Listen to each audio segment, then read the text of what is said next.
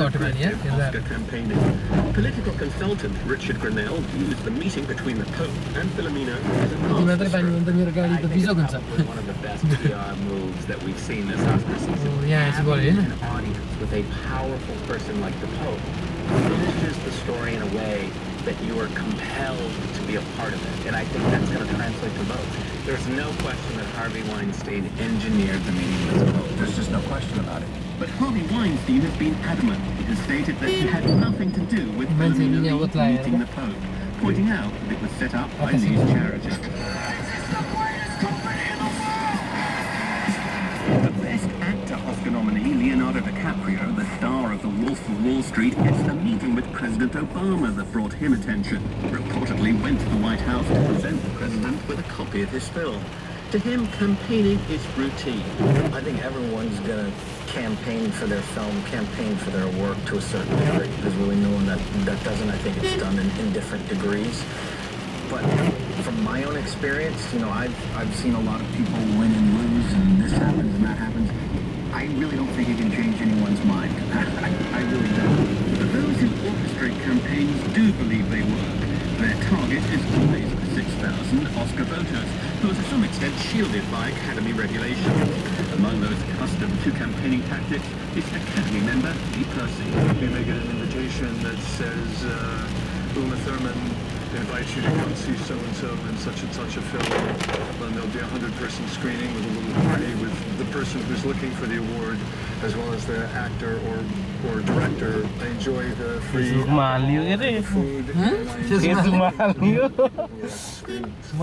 Truth be told, I'll go to all of them, but they don't really influence my vote. But political consultant Richard Grinnell, who's worked on Oscars campaigns in the past, doesn't buy Lee Percy's argument. Any Academy member who says that they are not influenced by these campaigns are probably saying something that they wish would happen. But there's no question that you are influenced, even in the slightest way. But the big question is, can you effectively buy an Oscar trophy if you have a lot of money and a good strategic plan to influence voters? Tim Gray, awards editor at Variety, thinks that's unlikely. Well, I asked Harvey Weinstein about that, and he said, I can spend a lot of money to make people want to see the movie. I can make them see my movie, but I can't make them like my movie. I think that's true. I don't think anybody ever voted for a film that they really didn't feel good about. Still snapper ni ana ni एउटा काम लाग्छ नि अहिले आएर Because of talent that people end up on the red carpet. Talent certainly plays a big role. It's also true that some contenders are there because of उसलाई पनि के अरे अनलाइनमै हाल्ने मिली पनि campaigners clearly believe that in a close race, their tactics can indeed be decisive in bringing about a victory. Tom Brook reporting from Los Angeles. It strikes me, Jackie Davis, you don't have to be a regular cinema goer, and I know you're not particularly, to appreciate the extraordinary politics that goes on. Oh, absolutely, and it's highly entertaining. I mean, we've always known it's big business. We've always known that was cynical, really hard-nosed lobbying, but to invoke the Pope, I think is wonderful. What I really like about this, though, is a point made there at the end of that report about, you know, as they come up on stage and collect their awards, and it's all about their immense talents, the contrast between this really hard-nosed, dirty dealing and those gushing, lovely speeches with the tears and the endless thanks to everybody. And instead of perhaps thanking, you know, their parents, their husband, their dog, and all the endless people they always thank, perhaps they should simply say thank you very much to all the PR men who worked so tirelessly to get them that award. I think it's a marvellous contrast between the loveliness on the night and the hard-nosed business that's really driving those decisions. I thought it was quite telling that Tom Brook felt the need to point out that talent was at least part of this. Yes, quite, yeah. I like the quote from somebody saying that invoking the Pope was the best PR move of the award season. That it's not very simple. It's wonderful, it's wonderful. Yes. Well, I feel a little bit about this process the way people who live outside the United States feel about the American presidential election. You know, why don't we get to vote? You know, so here is this group of 6,000 people, and they get to decide what's the best movie. And they actually almost never pick the ones that I like. I mean, for example, I thought that the best single performance of the year was Tom Hanks as the captain in Captain Phillips, which surprised me a lot. Was that all the ones you have seen? Obviously, partly because of Tom Hanks's performance that you've already referred to. Is that the best of the ones that you've seen, do you think?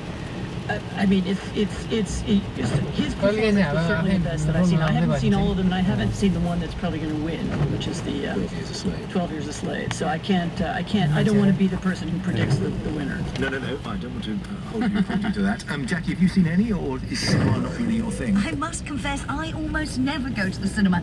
It's partly because life is so busy, you're always doing things, and if friends ring up and say, you know, let's go to the cinema together, I always tend to think, well, if I want to see my friends, I want to have a nice meal, bottle of wine, catch up, bit of gossip. And so, frankly, I usually see them either on DVD or, even worse, wait till they come round on television. So, no, I'm afraid I sometimes watch the Oscars because I love the whole show of it. I love all those speeches.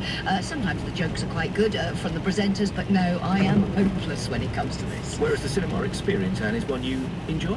I do go to the movies. I do like to go with friends, and also I have teenage children who like to go to the movies, so I do go quite often. Well, there's plenty of Oscar coverage to come, of course, here on the BBC World Service in the coming 48 hours. Just aware about tomorrow's programme in that context, because you'll hear on tomorrow's weekend a conversation with the Palestinian director, Hani Abu Assad, who made his current film, Omar. This is the Palestinian man who's pressured to collaborate with Israeli authorities. He, of course, his feature film Paradise Now was nominated in the Best Foreign Film category back in 2005. He's up for that Best Foreign Film category again in this year's Oscars, and you'll hear an interview with him tomorrow, and actually quite interesting reflections on this idea of there being a Best Foreign Film category. As he put it to me, because I spoke to him yesterday, it does seem slightly curious that every category will give you an award for the film that's been in English, and then every language is encompassed in one other category, irrespective of what the film is about, what it is, whether it's a comedy, whether it's a thriller, whatever. So more from him to come on tomorrow's weekend. You're listening to today's Weekend, and we'll have the news headlines coming up in just over a minute's time.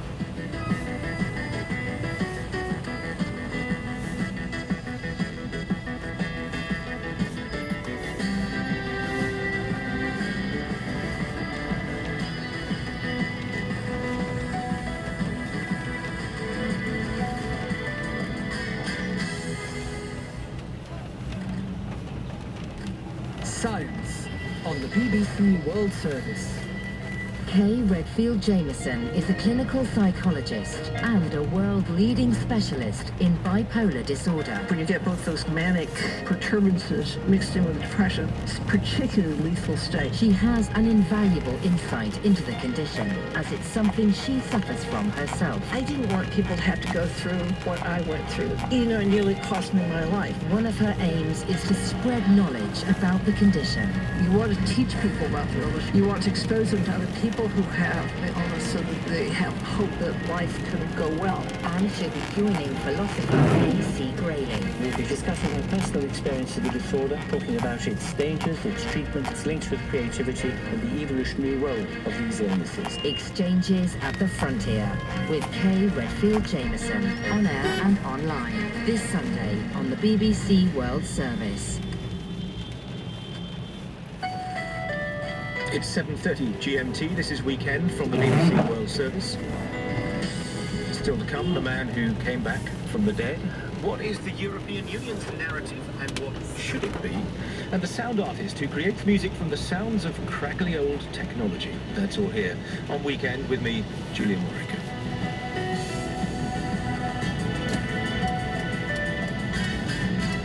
Now, a summary of world news. BBC News with Zoe Diamond. The new Ukrainian government is due to hold its first cabinet meeting today as the crisis deepens over Russia's reported military deployments in the semi-autonomous region of Crimea. Overnight reports said another airport in Crimea had been seized by armed men. President Obama has bluntly warned Moscow that there would be costs if Russia intervened militarily in Ukraine. Russia's UN ambassador Vitaly Turkin said any military movements were in line with Moscow's existing agreements with Kiev. The newly appointed pro-Russian Prime Minister of Crimea says that he's taken control of all military, police and security services in the region, and he has appealed to President Putin for assistance in ensuring peace and calm in the territory. Last night, the UN Security Council met in